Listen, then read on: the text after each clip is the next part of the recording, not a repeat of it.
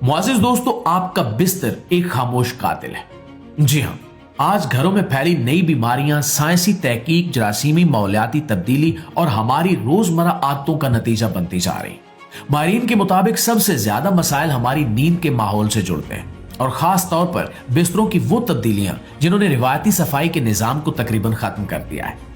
माजी में चारपाई पर सोने का रवाज था, रात को बिस्तर बिछाया जाता था और सुबह उसे लपेटकर शेल्फ के ऊपर रख दिया जाता था और इस तरीके से बिस्तर रोजाना ताजा हवा लगने से खुश्क भी रहता था, साफ भी होता था और उसमें नमी भी जमा नहीं होती थी और जरासीम भी ज्यादा देर तक नहीं ठहर पाते थे। लेकिन आजकल के जदीद दौर में बेड्स के मुस्तकिल इस्तेमाल ने सूरत हाल को बदल दिया है।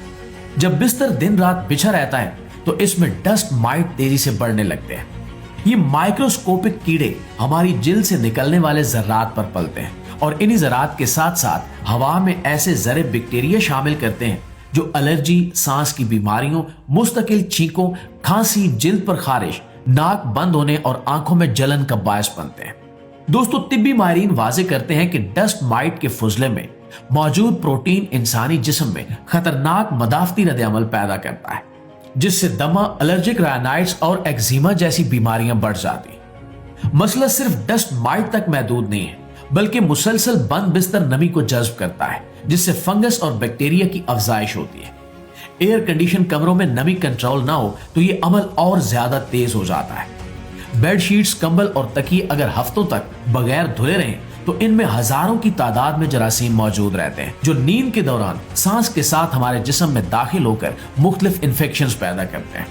और नाज़रीन, इसके बावजूद लोग बिस्तरों की सफाई और हवा लगवाने की बजाय सिर्फ ज़ाहिरी खूबसूरती पर तवज्जो देते हैं। कई घरानों में बेड कवर खराब ना हो इस खौफ से तकिए और लियाफ हटाए नहीं जाते और बिस्तरों की अंदरूनी तहों में साला साल की मिट्टी, जिल्द के ज़रात, पसीने की नमी और जरासीम जमा होकर सेहत के लिए एक मुस्तकिल खतरा बन जाते हैं। यही वजह है कि आज डॉक्टर्स कहते हैं कि आज की नई नस्ल में एलर्जी और सांस की बीमारियां पहले से कहीं ज्यादा बढ़ गई। हमारे नबी करीम सल्लल्लाहु अलैहि वसल्लम की वो हिदायत आज तकरीबन नजरअंदाज हो चुकी है जिसमें सोने से पहले बिस्तर को 3 मरतबा झाड़ने का हुक्म दिया गया था। और दोस्तों, जदीद साइंस इस अमल को मुकम्मल तौर पर दुरुस्त साबित करती है। बिस्तर झाड़ने से ना सिर्फ गर्द साफ होती है बल्कि वो छोटे कीड़े और जरासीम भी हट जाते हैं जो इंसानी आंख से नजर नहीं आते लेकिन बीमारियों का बायस बनते हैं। इस एक सादा सुन्नत पर अमल न करने के नतीजे में घरों के बिस्तरों में वही जरासीमी माहौल पैदा होता है जिसे जदीद तिब सांस और जिल्द की बीमारियों का बुनियादी जरिया करार देती है। सेहत के माहिरीन जोर देते हैं कि बिस्तर रोजाना झाड़ा जाए, हफ्ते में कम से कम 2 मरतबा बेड शीट्स बदल ली जाए, तकियों और गद्दों को कभी कभार धूप लगवाई जाए और कमरों को रोजाना कुछ देर खुला रखा जाए ताकि ताजा हवा गर्दिश कर सके। और याद रखिए दोस्तों कि ये मामूली आदतें कई बड़ी बीमारियों से हमें बचा सकती हैं।